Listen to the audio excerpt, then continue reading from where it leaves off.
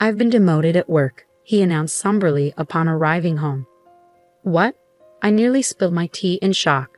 His company's recent poor performance and impending restructuring had hinted at potential personnel changes, but I never anticipated it hitting Scott directly. Nevertheless, I felt it was crucial to stand by him during such trying times as his wife. "Well, perhaps it's just a stroke of bad luck. Times are tough, and I'm also working, so let's not fret," I replied, trying to maintain a cheerful demeanor. "I'm Catherine, 50 years old, currently employed full-time in the back office. I reside with my husband Scott, who is 2 years my senior, our high school sophomore daughter Julia, and my 72-year-old mother-in-law Ethel. While Ethel and I may not always see eye to eye, our interactions are limited to when I'm home since I work outside, so I've chosen not to dwell on it. To my daughter, I advised, 'Your dad is feeling a bit down because of the demotion, but let's try to carry on as usual around him.' However, Scott began to unload his frustrations, and as the saying goes, people often vent their frustrations on those closest to them, those they trust the most. And unfortunately, I became the recipient of it all.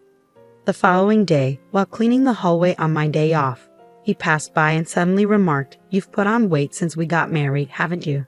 Huh? Well, I am 50 after all. Even the gynecology pamphlets mention that women tend to gain weight around menopause. But according to my company's health checkup, I'm not overweight," I retorted. Then came his heartless words, "Forget the health checkup. Your figure is too unsightly. You're just being lazy. If you're overweight, I'm embarrassed to be seen with you and your barrel-like figure." His sudden cruelty left me speechless, and as he added, "ugly," before retreating to his room and locking the door, I was left bewildered. What? What's happening all of a sudden? I pinched my own side in disbelief.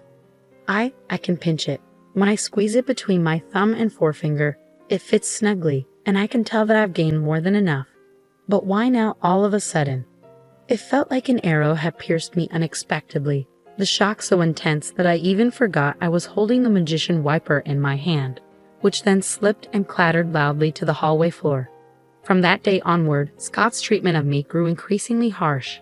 To exacerbate matters, my mother-in-law seemed to have overheard the argument from that weekend and decided to intervene. Then tensions escalated further.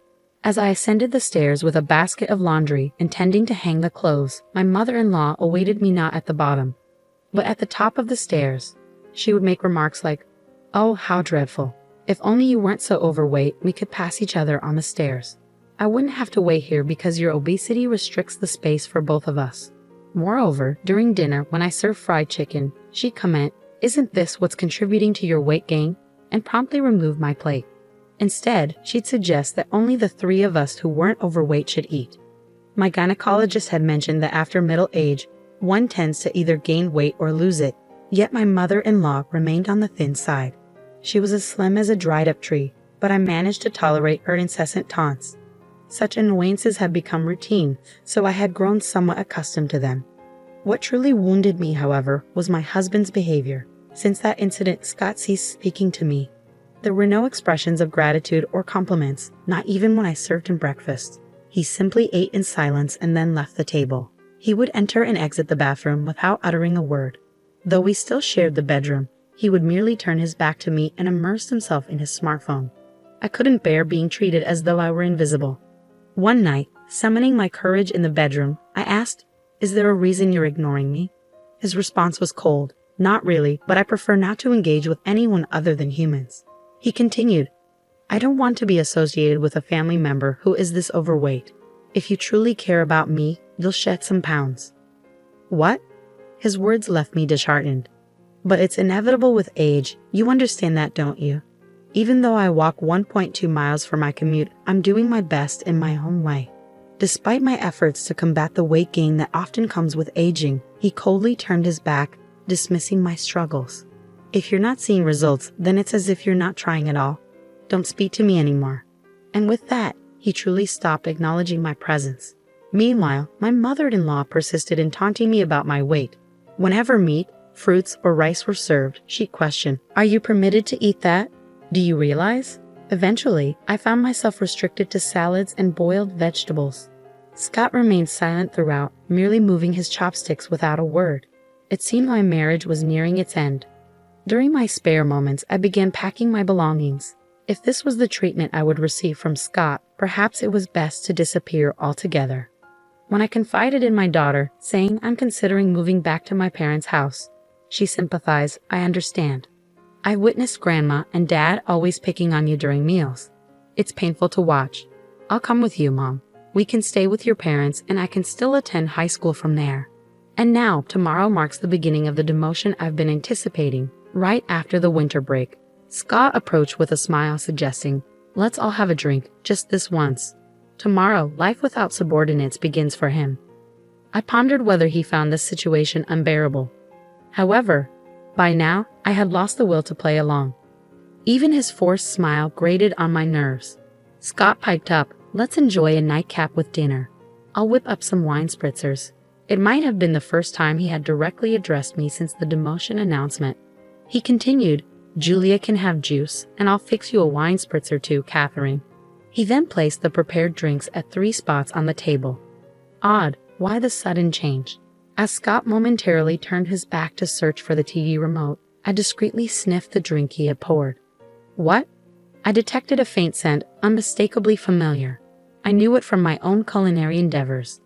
How could he even think to serve me this? I refused to tolerate it any longer.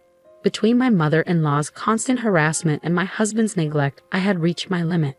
The sight of the wine spritzer pushed me over the edge. Scott, could you please grab the camembert cheese from the fridge? It's from the local dairy farm, and it's absolutely delicious. I'm grateful for this family time. Would you mind fetching it? I requested, hoping he would contribute at least this much to our moment of togetherness. As Scott made his way to the fridge, I took the opportunity to swap my drink with the one on the seat to my right. It was Ethel's seat. Upon his return with the cheese, I announced, now that we have our snacks ready, I'll go fetch Julia and mother-in-law, loud enough for them to hear. Dinner's served. The two of them joined us in the dining room and took their seats, creating an appearance of a typical family dinner. Except, I didn't have any meatloaf or cornbread salad. Instead, we had stewed chicken soup, camembert cheese, and wine spritzers. Julia opted for juice. Let's dig in, Julia broke the silence, while Scott and my mother-in-law remained silent. I took a sip of the wine spritzer Scott had prepared, noticing him watching me closely. With a smile, I remarked, yeah, it's quite good. Huh? Scott muttered something under his breath, but I chose to ignore him. Instead, I focused on my salad before taking another sip of the wine spritzer. Suddenly, a stream of red liquid shot out from my mother-in-law's mouth, resembling Godzilla's fiery breath. Wait, Grandma, what happened? My daughter exclaimed, rising from her seat in surprise. Some of the liquid splattered onto her salad.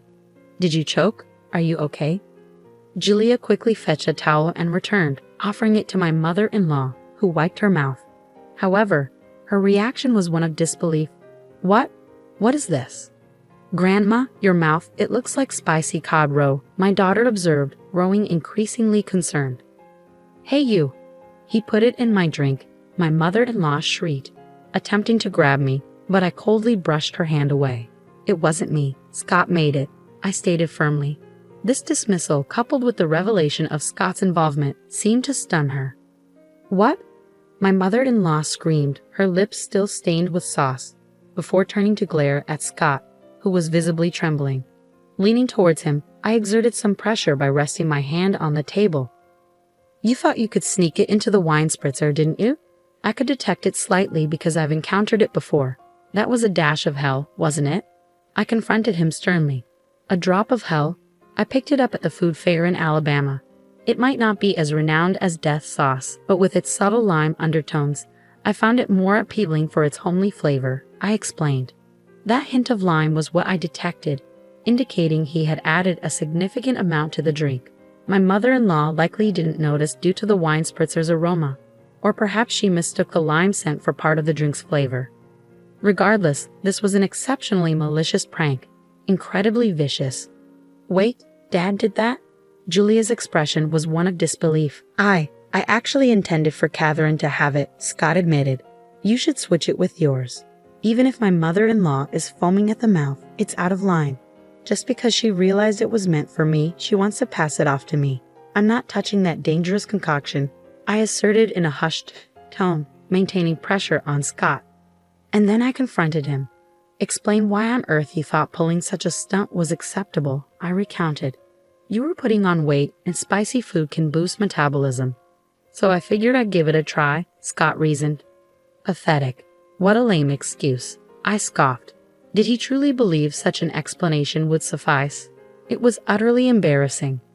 Under pressure, my husband hesitated, shifting his chair back slightly. I'm not crazy. This is a legitimate reason to support your diet. Here, swap your cup with mine and have a taste. I made it for you, he urged. Closing in, I saw him retreat. What are you implying? As the one who prepared it, you should be the one to sample it. Come on. Rising from my seat, I grabbed a cup containing the fiery concoction meant for my mother-in-law and tossed it in front of my husband. Setting it aside, I closed the gap once more. After ignoring me and treating me like I'm invisible for so long, did you honestly expect me to drink something you claim to make with a smile out of the blue? Did that not occur to you in your empty head? Isn't it all too childish? Come on, taste it as the one who brewed it. Take some responsibility, I asserted, slamming the table. At the sound, my husband, perhaps hoping to evade further confrontation, rose from his chair and stepped back. Amidst the tense silence, a soft voice broke through. Both my husband and I turned to the source. It was our daughter, Julia. She began to speak, her words sounding strained as if she were forcing them out. Taking out your frustration on Mom, who supports you the most when work gets tough, and subjecting her to repeated cruel treatment. It's like a childish prank. I might not be supposed to say this to my parents, but it's too immature and unbearable to witness. Our daughter stood up, addressing her father directly. Is it wrong to struggle with weight? Mom wakes up early, walks to work, and even packs her own lunch. So it's not fair to say she's not making an effort, she continued, turning to face her grandmother. And you going along with it, taking away Mom's dinner like the fried chicken incident. What Grandma is doing is reminiscent of high school drama. It's embarrassing, she remarked firmly. At these words, a flustered Ethel began to offer a confused excuse. That's not it. I'm just concerned about Julia's mom not gaining any more weight. I want her to feel positively about herself in front of her granddaughter.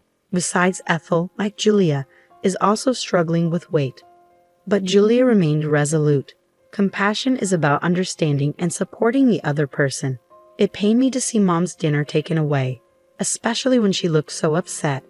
That's not compassion. Mom hasn't had any health issues in her checkups, yet taking away her food is just plain mean. Ethel fell silent, and it appeared Julia was finished addressing her for the time being. She turned her attention back to her father. Mom goes to the gynecologist regularly and stays active, yet Dad just brushes her aside because she's gained a bit of weight. What's up with that? His indifference creates such tension in the house. Can't you see it? Even Colonel Sanders and Aunt Stella from the cookie ads are on the plump side. Ever heard of happy weight? If Mom becomes a lovely grandmother like Aunt Stella as she gets older, I'd be overjoyed. When I have kids and she's a grandma, wouldn't it be wonderful to say, Mom, you've reached some happy weight, and share a laugh? That's my dream. Please don't ruin it for me, she stated matter-of-factly, her gaze icy. Despite their blunt delivery, her words warmed my heart like hot milk with cookies. It was pitiful to witness a father admonished by his own daughter. And one more thing, she addressed her father directly. If you're going to disregard someone because of weight gain from aging, remember, with your receding hairline, you could easily be overlooked yourself. The tension in the room was palpable.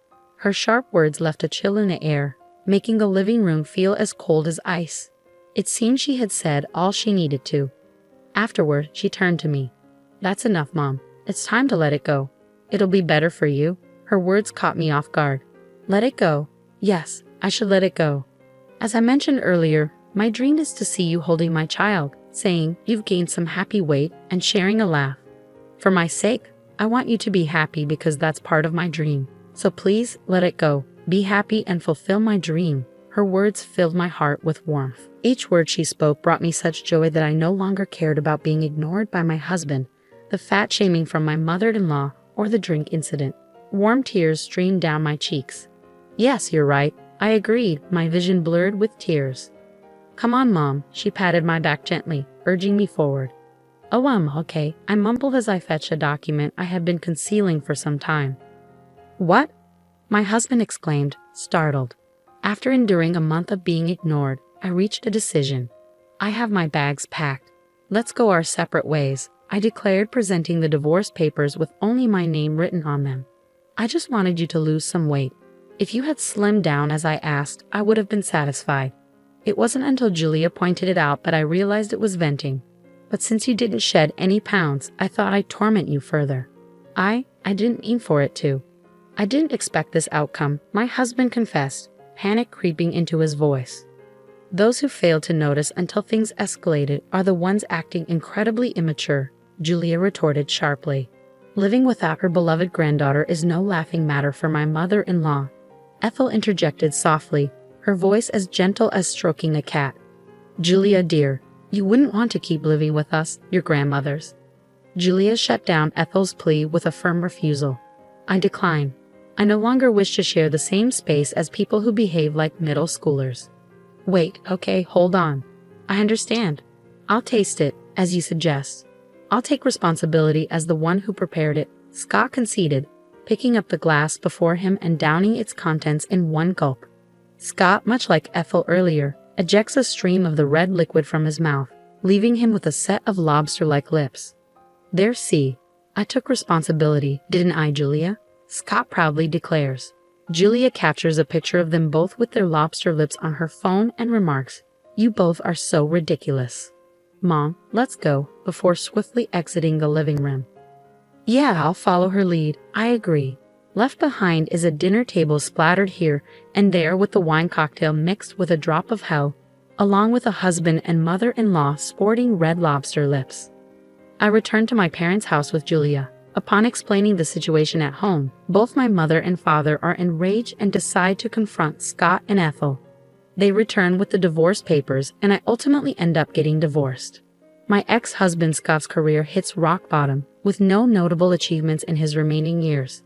It turns out he had a habit of ignoring issues he disliked, even with his subordinates, which ultimately led to his demotion, a revelation I only recently discovered.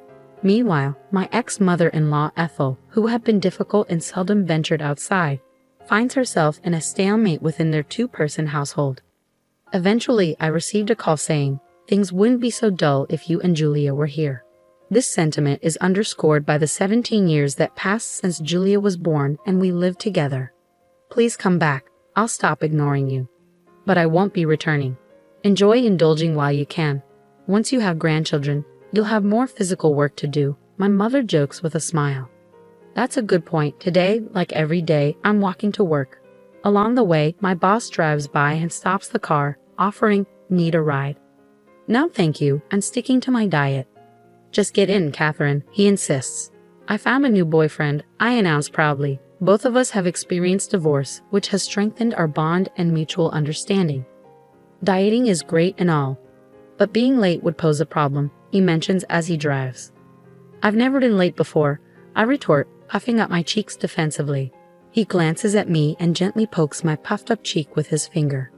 "Give me the time you saved by riding in a car today for our conversation," he says with a playful smile, ever the chatty boyfriend.